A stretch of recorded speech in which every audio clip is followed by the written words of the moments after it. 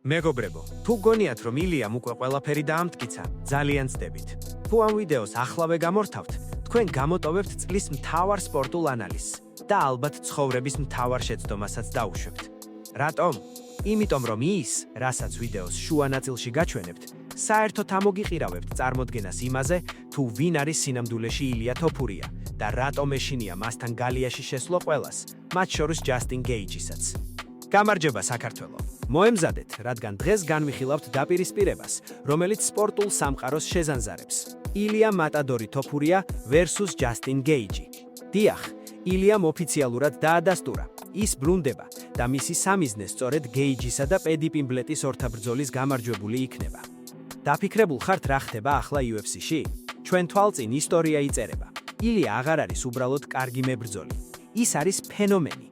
ბიჭი, რომელმაც ვოლკანოვსკი დააძინა, მაქს ჰოლოვეი გათიშა და ჩარლს ოლივეირა, წარმოიდგინეთ, თავად ოლივეირა, ნოკაუტში ჩააგდო. სამი ლეგენდა ზედიზედ. ეს არ არის უბრალოდ გამარჯვება, ეს არის განადგურება.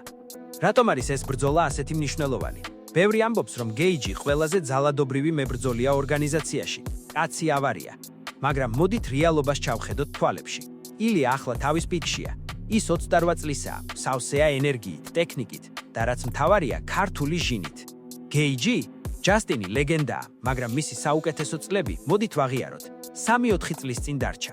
ის აღარ არის ის რკინი კაცი, რომელიც ყველაფერს უძლებდა.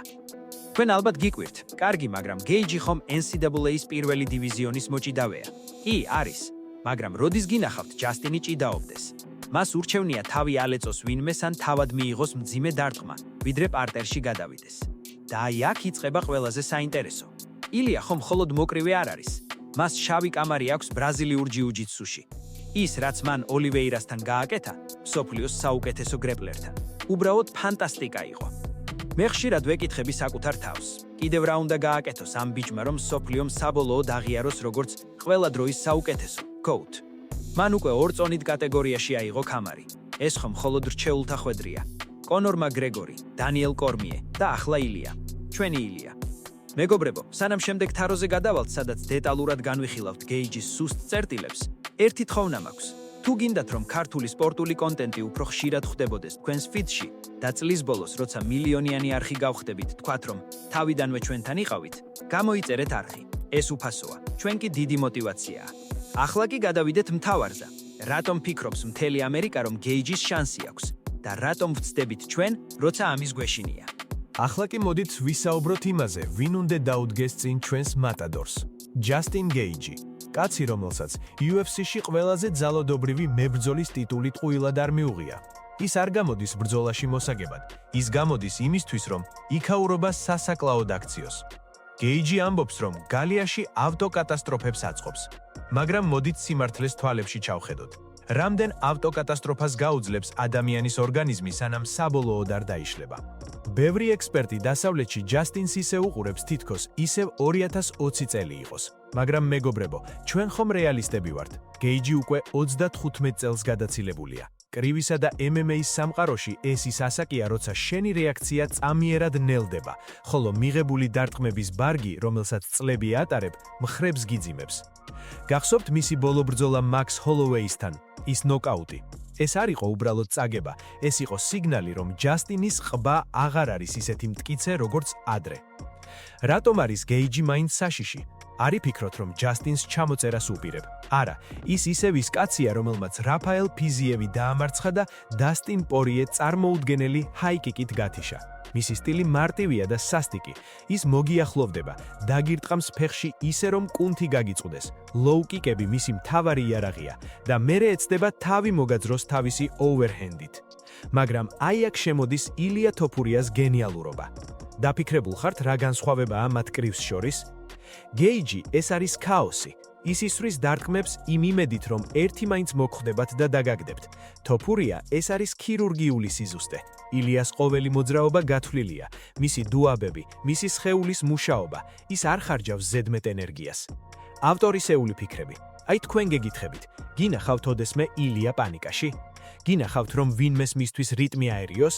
მე არა. ილია გალიაში დადის, როგორც საკუთარ მისაღებ ოთახში. ის აკონტროლებს მანძილს სანტიმეტრებში. გეიჯის კი სჭირდება, რომ ბრძოლა ტალახში გადაიყვანოს, სადაც ტექნიკას მნიშვნელობა აღარა აქვს და მხოლოდ ის იგებს, ვისაც მეტი დარტყმის გაძლება შეუძლია. მაგრამ ილია არ მისცემს მას ამის საშუალებას. ილია არ არის მაიკლ ჩენდლერი, რომელიც ემოციებს ეკვება. ილია არის ცივსისხლიანი მკვლელი. MMA მათემატიკა მუშაობს ეს. ბევრს უყვარს ამით თამაში. მაქს ჰოლოვეიმ ნოკაუტში ჩააგდო გეიჯი, ხოლო ილიამ ნოკაუტში ჩააგდო ჰოლოვეი. მაშასადამე ილია ადვილად მოუგებს გეიჯს? ლოგიკურად ასეა, მაგრამ სპორტში 1+1 ყოველთვის 2 არ არის. თუმცა ერთი რამ ფაქტია. თუ ჰოლოვეიმ შეძლო ჯასტინის გათიშვა, წარმოიდგინეთ, რას უზამს მას ილიას მარჯვენა. ილიას დარტყმის ძალა სხვა განზომილებაა. ეს არ არის უბრალოდ დარტყმა, ეს არის 80 კილოგრამიანი ურო, რომელიც პირდაპირ მიზანში ხვდება. და კიდევ ერთი დეტალი, რომელიც ბევრს ავიწყდება. ჭიდაობა. გეიჯის აქვს NCAA-ის ბაზა, მაგრამ ის მას არ იყენებს. ილიას კი აქვს ქართული ჭიდაობის გენები და ბრაზილიური ჯიუ-ჯიტსუს ცოდნა. თუ ილია გადაწყვეტს, რომ ფეხზე დგომა მობეზრდა, ის გეიჯს პარტერში ისე დაამუშავებს, როგორც პირველ კლასელს. გახსოვთ ჩარლს ოლივეირასთან ბრძოლა? ოლივეირამ გეიჯი პირველსავე რაუნდში დაარჩხო. ილიამ კი ოლივეირა პარტერში აჯობა. დასკვნები თქვენთვის მომინდვია. მეგობრებო, წინ ყველაზე საინტერესო ნაწილი გველოდება. მესამე თაროზე მე გეტყვით ჩემს ზუსტ პროგნოზს, რომელ რაუნდში და როგორ დასრულდება ეს ისტორიული შეხვედრა. და დამიჯერეთ, ეს პროგნოზი ბევრ თქვენგანს გააკვირვებს. მეგობრებო, ახლა მიუახლოვდით იმ მომენტს, რისთვისაც ამ ვიდეოს უყურებთ. ბევრი ექსპერტი ამბობს, რომ ეს იქნება თანაბარი ბრძოლა. მე კი გეტყვით, ეს ბრძოლა საერთოდ არ იქნება ახლოს. ილია თოფურია და ჯასტინ გეიჯი ახლა სხვადასხვა ლიგაში არიან. არა იმიტომ, რომ გეიჯი ცუდი მებრძოლია, არამედ იმიტომ, რომ ილია არის ევოლუციის ახალი საფეხური MMA-ში. მოდით სიმართლე ვთქვათ, გეიჯის მთელი სტრატეგია დაფუძნებულია გამძლეობაზე. ის ელოდება, როდის დაიღლები, რომ მერე თავისი ბომბები დაგაყაროს. მაგრამ ილიასთან ეს არ მუშაობს. თოფურია არ იღლება. ის არ აძლევს მეტოქეს სუნთქვის საშუალებას. თუ თქვენ ფიქრობთ, რომ გეიჯის ლოუ-კიკები ილიას შეაჩერებს, გაიხსენეთ ვოლკანოვსკისთან ბრძოლა. ვოლკი ამ საქმის მაესტროა, მაგრამ ილიამ ისე შეამცირა დისტანცია, რომ ალექსმა საერთოდ დაკარგა ფეხების გამოყენების შესაძლებლობა. როგორ მოხდება ეს? მე ვხედავ ამ ბრძოლას ასე. პირველი 2 წუთი იქნება ფრთხილი დაზვერვა. გეიჯი ეცდება იპოვოს თავისი რიტმი. ილია კი, როგორც ნამდვილი მატადორი, მის თითოეულ შეცდომას დაელოდება. როგორც კი ჯასტინი ერთ ოვერჰენდს გაუშვებს და დაუცველი დარჩება, სწორედ იქ დასრულდება ყველაფერი. ილიას ხელების სისწრაფე და სიზუსტე გეიჯისთვის ზედმეტი იქნება. ჩემი პროგნოზით ილია თოფურია ჯასტინ გეიჯს მეორე რაუნდში ნოკაუტით დაამარცხებს. და ეს არ იქნება უბრალოდ ნოკაუტი. ეს იქნება ისეთივე სუფთა და ეფექტური შესრულება, როგორც მაქს ჰოლოვეისთან უნახეთ. რატომ ვარ ასე დარწმუნებული? ასაკი და ცვეთა. გეიჯის ორგანიზმი 100%-იანი დატვირთვით ვეღარ მუშაობს. ყოველი მძიმე ბრძოლა მას ძალას ართმევს. ბრძოლის IQ. ილია ბევრად ჭკვიანი მებრძოლია. ის არ შევა ჩხუბში, ის იბრძოლებს გეგმით. უნივერსალურობა. თუ დგომში რამე ისე არ წავა, რაც ნაკლებად სავარაუდოა, ილიას ყოველთვის აქვს გეგმა B, პარტერი და გეიჯი კი პარტერში ისეთივე დაუცველია, როგორც ბავშვი. ავტორისეული დასკვნა. იცით რა არის ყველაზე საინტერესო? ის, რომ ილია უკვე მომავალზე ფიქრობს. ის არ უყურებს გეიჯს, როგორც გადაულახავ ბარიერს. მისთვის ეს მხოლოდ მორიგი ნაბიჯია იმისკენ, რომ გახდეს ყველა დროის უდიდესი სპორტსმენი. და ჩვენ, როგორც ქართველებს, გვაქვს ბედნიერება, რომ ამ ყველაფერს პირდაპირ ეთერში ვუყუროთ. მეგობრებო, თუ ეს ანალიზი მოგეწონათ და გინდათ, რომ ერთად მივყვეთ ილიას ამ ისტორიულ გზას, აუცილებლად დააჭირეთ ლაიქს. ეს ეხმარება ვიდეოს, რომ მეტმა ადამიანმა ნახოს ჩვენი ჩემპიონის ძალა. თქვენ რას ფიქრობთ? გაქვთ იმედი, რომ გეიჯი რამე სიურპრიზის შემოგთავაზებთ, თუ გეთანხმებით ჩემს აზრს, რომ ილია მას გაანადგურებს? დაწერეთ კომენტარებში. ყველა თქვენს აზრს წავიკითხავ. სანამ თქვენ ილია თოფურიას მორიგ პოსტებს აკონტროლებთ ინსტაგრამზე, ცხვირწინ ისეთი რამ შემოგაპარეს, რომ თუ ამას გამოტოვებთ, საერთოდ რატომ უყურებთ MMA-ს. დავიჯერო არავის შეგინიშნავთ, რომ სანამ სამყარო თოფურიას გარშემო ბზრიალებს, დასტინ პორიე, კაცი რომელიც ტირილით გავაცილეთ პენსიაზე მკვდრეთით ბრუნდება? დიახ, არ მოგესმათ. და რაც ყველაზე საშინელია, ეს ინფორმაცია დევს. თქვენ კი მას გვერდი ისე აუარეთ, თითქოს ჩვეულებრივი სპამი ყოფილიყო. აი შეხედეთ ამ ტიპს. ერთი შეხედვით სომხური მაფიის წევრს გავს, არა? სინამდვილეში ეს არის Hype Championship-ის CEO. 26 წლისაა, მაგრამ სახეზე ისეთი ცხოვრება აწერია, მგონი იარაღის ტარების ლიცენზია დაბადების მოწმობასთან ერთად მისცეს. სწორედ ამ ტიპმა ინტერვიუში, რომელიც სულ რაღაც რამდენიმე ათასმა ადამიანმა ნახა, ააფეთქა ნამდვილი ბომბა. მან თქვა ის, რასაც UFC-ის ბოსები კოშმარებში ხედავენ.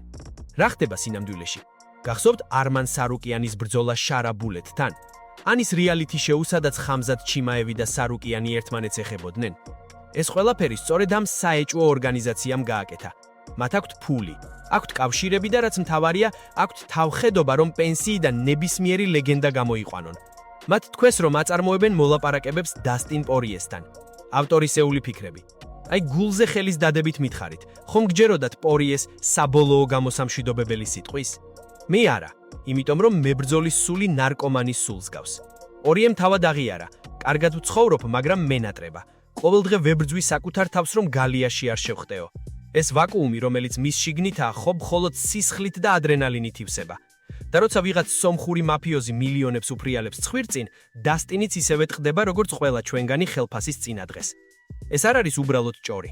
ეს არის რეალობა, რომელიც ჩრდილში მოექცა, რადგან თქვენ ყველანი თოფურიას მატადორობით იყავით დაკავებულები.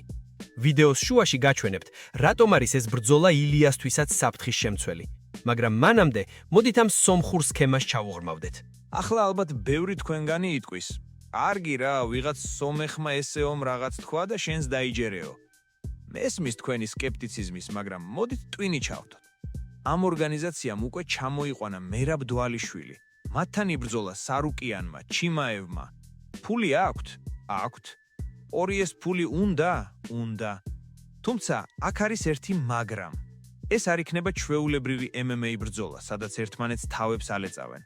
საუბარია ექსკლუზიურად გრეპლინგზე. არანაირი სტრაიკინგი, არანაირი სისხლიანი ნოკაუტები. რატომ? იმიტომ რომ პორიეს ცოლმა უთხრა, ჯასტინ გეიჯივით იატაკზე გაშოტილი არ დაგინახოო. და დასტინსაც, როგორც ნამდვილ ქუსლქვეშა მეომარს, ხუმრობა ნუ გაბრაზდებით. ურჩევნია ცოლს დაუჯეროს და უბრალოდ იჭიდაოს. რატომ სჭირდება ეს სარუკიანს? არმანი ეძებს მედიურ ძალას.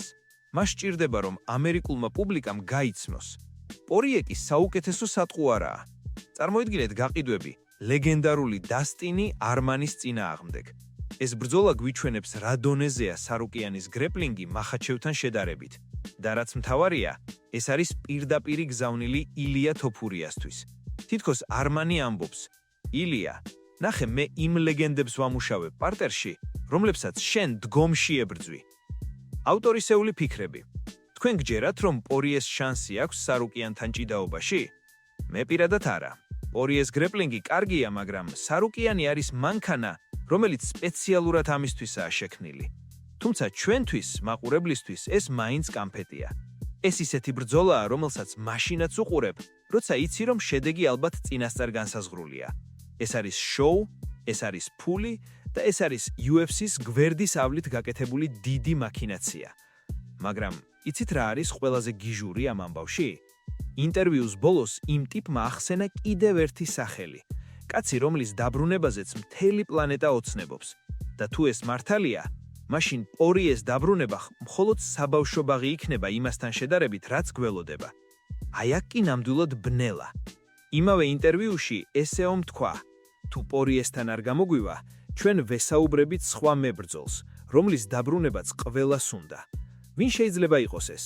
კონორ მაკგრეგორი? არა, კონორი სომხეთში საჩხუბრად არ წავა. ის ზედმეტად ძვირია ამათთვისაც კი. მასვიდალი? შეიძლება, მაგრამ ის ყველას არ უნდა. ერთადერთი ლოგიკური ვარიანტი, რომელიც რეგიონულ კონტექსტში და გრეპლინგის ფორმატში ჯდება, არის ხაბიბ ნურმაგომედოვი. დიახ, ვიცი დედას შეფიცა, რომ აღარ ებრძოდა, მაგრამ ხაბიბმა თქვა, რომ არ იჩხუბებდა. სტრაიკინგი, MMA. გრეპლინგი კი მისთვის ვარჯიშია. ის დღესაც ჭიდაობს ყოველდღიურად. წარმოიდგინეთ, სარუკიანი ხაბიბის წინააღმდეგ ხალიჩზე. ეს ხომ ინტერნეტს გათიშავს. რა გველოდება 15 თებერვლის? სწორედ ეს თარიღი დასახელდა სომხეთში მომავალ ივენთისთვის. 15 თებერვალი. დაიმახსოვრეთ ეს დღე. მაშინაც კი თუ პორიეს ნაცვლად სხვა ვიმე გამოვა, სარუკიანი იქ იქნება და ეს იქნება ყველაზე დიდი პანჩი UFC-ს მიმართულებით. სანამ დანა ვაიტი ფიქრობს, ვის დააჯახოს არმანი, ტიპები უბრალოდ იღებენ და აკეთებენ საუკუნის მატჩებს თავისთან, გარაჟში. მეგობრებო, MMA სამყარო იცვლება. ჩვენ აღარ ვართ დამოკიდებული მხოლოდ ერთ ორგანიზაციაზე. თავისუფლება მოვიდა. მებრძოლები მიდიან იქ, სადაც მეც უხდიან და სადაც ნაკლები რისკია ცოლის გაბრაზების. ორი ეს დაბრუნება სარუტიანის წინააღმდეგ ეს არის გენიალური მარკეტინგული სმლა. ეს არის ბრძოლა, რომელიც არაფერს წყვეტს რეიტინგში, მაგრამ ყველაფერს ცვლის ჩვენს თავში. მე პირადად ველოდები 15 თებერვალს. თუ პორიემ მართლა გამოვა, ეს იქნება წლის ყველაზე უცნაური და საინტერესო დაბრუნება. თუ არა და სომხერი მაფია ალბათ სხვა ლეგენდას ამოთხავს საფლავიდან. თქვენ რა სიტყვით? გჯერათ, რომ ხაბიბი შეიძლება გამოვიდეს გრეპლინგზე? თუ პორიე მაინც გადააგდებს სომხებს და ისევ UFC-ში კონორთან მეოთხე ბრძოლას დაელოდება? დაწერეთ კომენტარებში, ოღონდ არ დახლიჯოთ ერთმანეთი. გამოიწერეთ არხი, თორემ გამოტოვებთ მომენტს, როცა ეს ყველაფერი ოფიციალურად დაასტურდება და მერე გვიან იქნება. აბა მომავალ შეხვედრამდე.